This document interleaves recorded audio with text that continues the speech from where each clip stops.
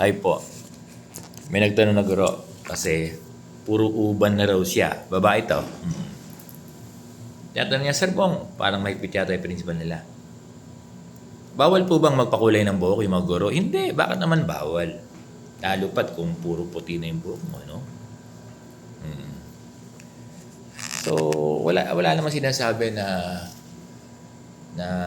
hindi na tayo pwedeng magpaayos ng buhok. Di ba? Tsaka one thing di ba sa classroom, dapat presentable yung guro pagharap sa klase. Kasi sinasabi natin ang pinaka-best na visual aids ay yung sarili natin, yung mga guro mismo. Kaya pagpasok mo ng classroom, dapat maganda yung look mo. Mula sa buhok hanggang sa baba. Diba? Ganun yun. Siyempre,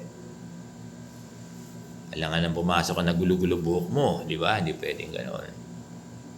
Alangan nang pumasok ka na yung damit mo ay lukot-lukot, hindi planchado.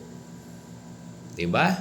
Alangan nang pumasok ka nakatsinelas sa classroom. Hindi. Kaya dapat good looking yung mga guro.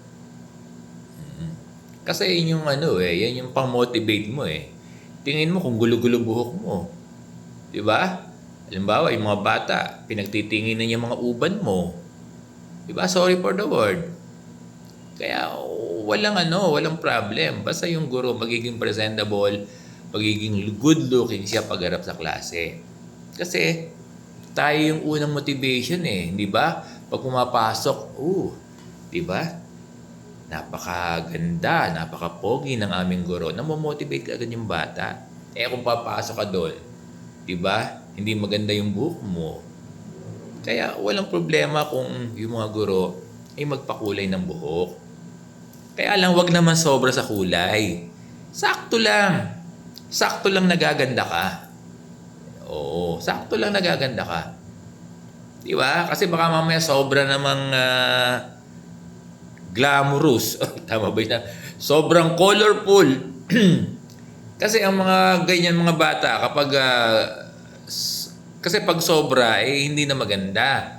Kung sobrang colorful naman, daig mo pa yung yung, sorry for the word mga dancer. Yung mga dancer sa hindi dancer sa dancer talaga sa mga performance. Di ba? Sobrang kulay ng buhok nila. Huwag naman gano'n kasi pag titingin na naman kayo ng bata, baka in the entire lesson, ang titignan na lang yung buhok mong maganda.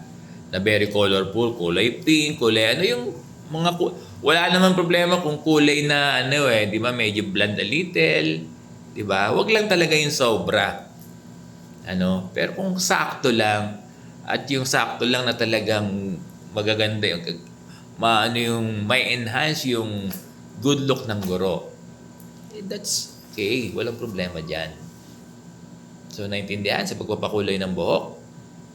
Baka gayahin daw ng bata. Hindi naman. Sabihin mo, mag-teacher ka muna. Hindi, joke lang. Oo. Di ba? So, nagiget ba, Sir Bo? Basta makakaganda ng personality ng guro. Di ba? Siyempre, kung papasok ko dyan, puro uban ka. Alam mo naman yung mga bata, minsan bully, hindi mo maiwasan. Di ba? Dito sa atin sa public. O kaya dapat aayusin din natin. Ako din, nag-aayos din ako ng buhok pala, kita nyo. Kasi di bagay sa akin yung mahaba. O kaya talagang nagpapaano ako. Hindi nga lang ako nagpapakulay kasi kahit magpakulay ako, labas pa rin eh. Pero dati nagpapakulay ako. Di ba? So, naintindihan ba ng teacher? Walang problema kung magpakulay ng buhok. Basta sakto lang. Kakaintindihan?